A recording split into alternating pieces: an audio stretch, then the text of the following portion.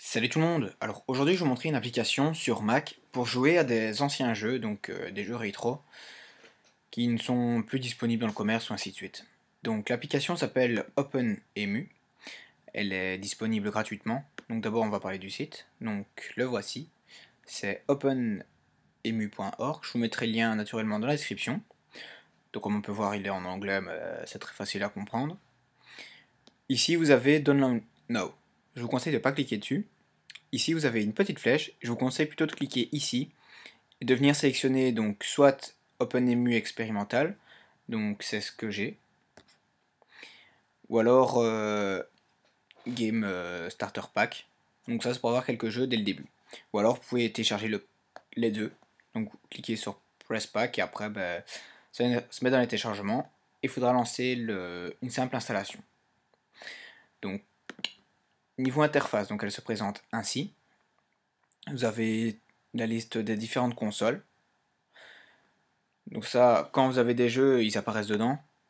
Et s'ils n'apparaissent pas dedans, soit vous fallait glisser, ou alors dès le démarrage, enfin dès l'installation, s'il y a déjà des ROM sur votre ordinateur, il les retrouve automatiquement. Donc moi par exemple, les Schtroumpfs, la ROM était déjà sur mon ordinateur, du coup il l'a retrouvé tout seul. Donc ici vous avez toute la liste des consoles. Vous pouvez même faire vos propres collections. Donc c'est-à-dire les trier, mais sinon c'est à vous de faire votre contenu.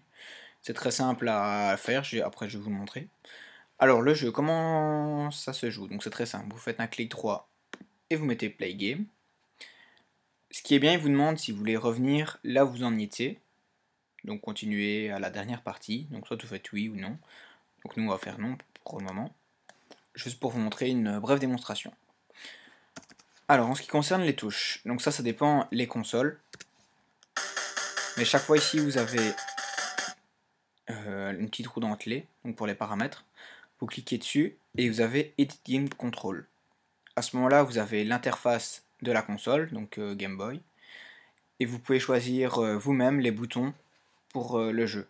Donc comme vous pouvez voir au bas gauche droite, Start, donc la touche retour, la touche right, blablabla. Pour A c'est Q et pour B c'est S. Et en fonction des consoles ça change, parce que j'ai regardé pour Game Boy Advance c'est pas le même. Donc enfin, quand vous testez l'émulateur, je vous conseille donc d'essayer... Comment? Donc, soit vous gardez celles qui sont déjà par défaut, ou alors tout simplement de les changer vous-même. Hein. Donc il suffit simplement de cliquer et vous le changez. On ne peut pas changer? Ah si. Donc vous cliquez dessus et hop, automatiquement ça se fait. Alors soit vous le faites avec votre clavier, ou à ce moment-là vous pouvez peut-être ajouter une manette. Alors ici une Wiimote. Ça vous doit. Donc le jeu, on va y jouer rapidement.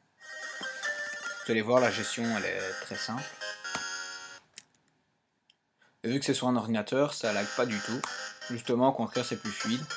Vous pouvez mettre en plein écran. Voir le son, baisser le son, et ainsi de suite.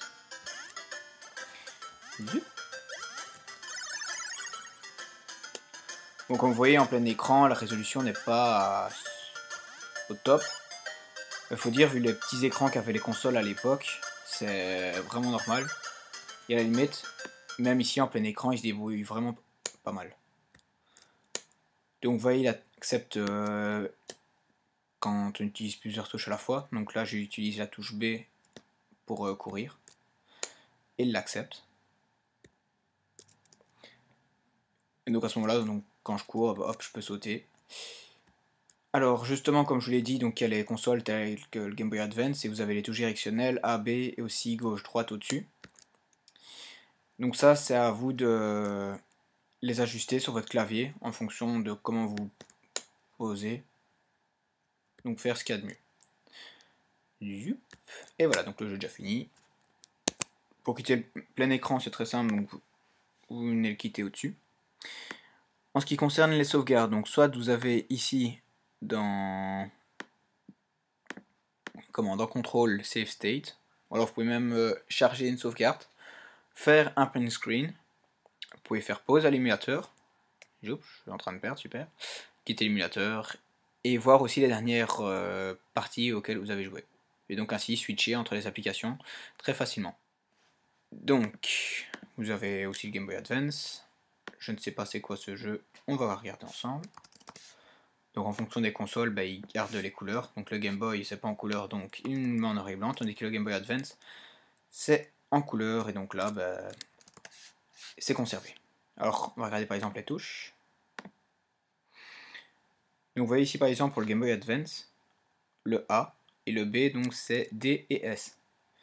Tandis que sur le Game Boy, tout simple, c'était Q et S. Donc vous voyez ça change. Donc, quand on quitte, là vous pouvez soit l'enlever, donc il vous demande si vous êtes sûr que vous voulez quitter l'application. Donc ça, on met ça de côté. Donc l'application elle est gratuite, et si vous désirez rajouter des ROM, c'est très simple. Sur Google, il suffit simplement de taper ROM plus la console, donc les abréviations. Donc par exemple, si vous voulez chercher Pokémon, donc par exemple ROM GBA, puis Pokémon, et si possible la version. Donc là, on a par exemple Verfeuille, et là, vous pouvez même ajouter français si vous voulez en français, ou ainsi de suite. Donc vous allez être redirigé sur plusieurs sites. Donc là, vous voyez, on a déjà un ici. On va faire télécharger. Ça va relativement vite.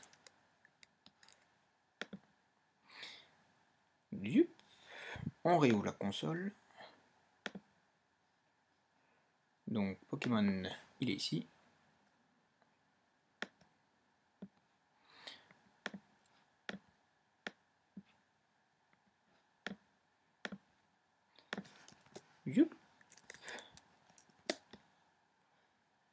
Donc voilà, soit vous l'ouvrez, vous avez une application,